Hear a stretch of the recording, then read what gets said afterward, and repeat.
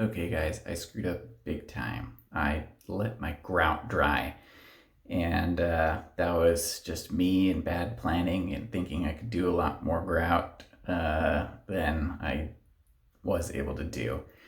But after losing some sleep and freaking out about it and researching stuff telling me that I was gonna have to take out tile, I think I figured out a pretty good way of getting rid of this. Now it's going to take time, but it's not as much as I was thinking. What I did is I took 120 grit sandpaper first and knocked off all the big stuff. I took it down to this. Don't go too far here. You do not want to hurt your tile with that sandpaper. And then once I got that dealt with, and I was down to this thin layer, then I bought, well, first I started going at it with these little pads, and it surprisingly, actually, it worked pretty well. These green pads, they don't hurt the surface and they really take out the grout, but it was a ton of work. And I was willing to do it, but man, I eventually went to Lowe's to see what my other options were, and I found this sucker. This is a drill cleaner, and it comes with these pads that basically don't do you any good.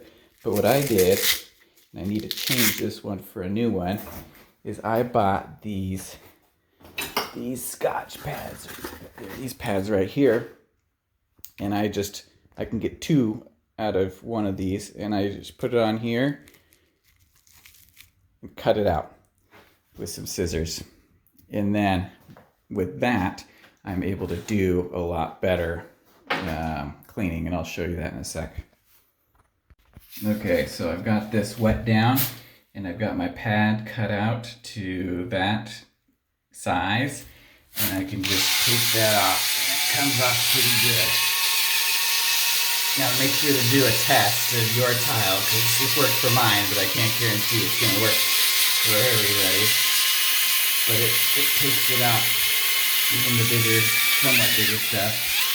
It takes it off pretty good. I have to change these fairly regularly, because you're literally, grinding it on cement. You can actually start to, as it wears down, this turns green, you can start to see. Then you can just wipe it off. And you still have, I'll still go back and do a couple of those areas, but with some work, you can get it looking pretty good. And I am using my grout, is this stuff, and it's pretty good, but boy, it's hard. And overall, I think that should work, and I'll show you a picture of this place when it's done. Got all the grout off, got it taken care of. Took a whole ton of work, but it is possible.